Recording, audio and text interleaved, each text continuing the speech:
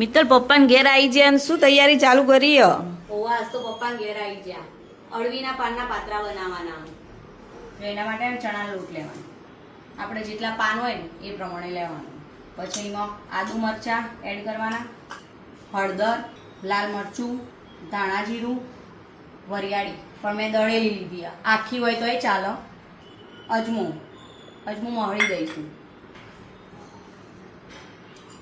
ગરમ મસાલો, તલ, ગોળ અને લીંબુનું પાણી થોડું વધારે લેવાનું એટલે ટેસ્ટ સારો આવે, ખાટા મીઠા સરસ લાગે. અને થોડી હિંગ એડ કરવાની, સ્વાદ પ્રમાણે મીઠું, અને પાણી એડ કરીને થોડું પાણી એડ કરીને પછી મિક્સ કરી દેવાનું બધું.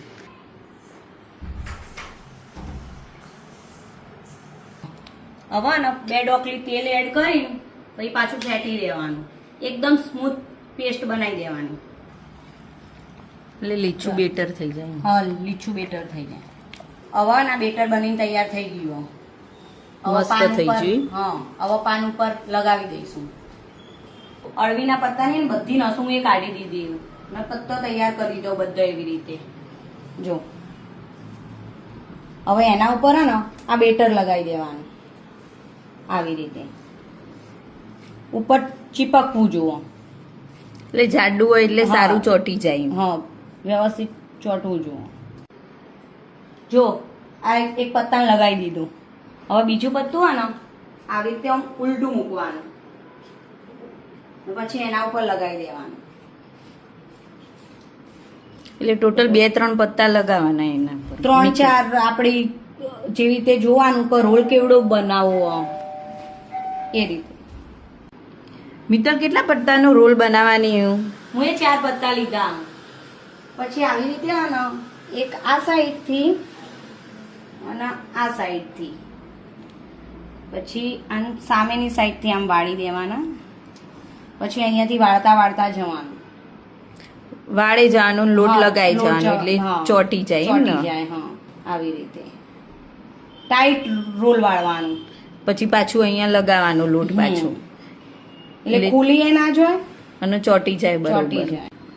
જો આવી રીતે લગાવી દેવાનું ને આવી રીતે દાબીને પકડીને અને રોલ કર્યા કરવાનું. જો રોલ બનીને તૈયાર. હવે આવી રીતે ને બધા જ બનાવી દેવાના એક એક કરી. પછી એક સાથે બાફા મૂકવાના એમ ને? બાફા મૂકી દેવાના.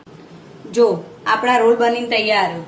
એક બાજુ મેં પાણી ગરમ કરવા મૂકી દીધું હતું. હવે આ ડીશ પર ને તેલ લગાવી એ રોલ મૂકી દઈશું આવી રીતે. હવે જો પાણી ઉકળી રહ્યું, આ ડીશ મૂકી દઈશું. એના ઉપર અરે રોલ મૂકી દઈશું. હવે એને ને બાફવા દઈશું. 20 થી 25 મિનિટ બાફવું પડે એમ ને? હા, 20 થી 25 મિનિટ તો સાચી. જો હવે 20 થી 25 મિનિટ થઈ જઈએ. હવે આપણે ચેક કરી દઈએ. જો ફૂલી ગયા હો, ચોટતું તો નહીં એટલે ચડી જ રહ્યા. હવે આનો પછી ઠંડુ થવા દઈશું.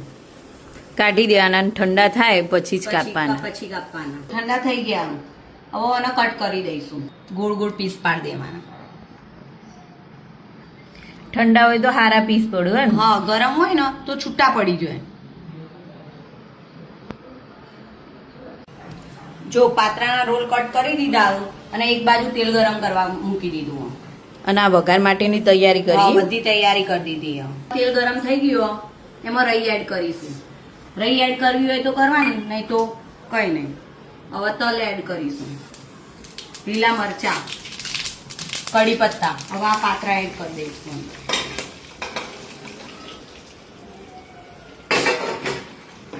અવડા હલાવવાના, નહીં તો પાછા તૂટી જાય. જો આપણા પાત્રા તૈયાર થઈ ગયા. લાગુ ને મસ્ત? મસ્ત. હવે આપણે મીરા ચખાડીએ. ચો બન્યો મીરા? લેજી બેટા, આ ખાજે કેવું લાગે? હું ખવડાવું તને?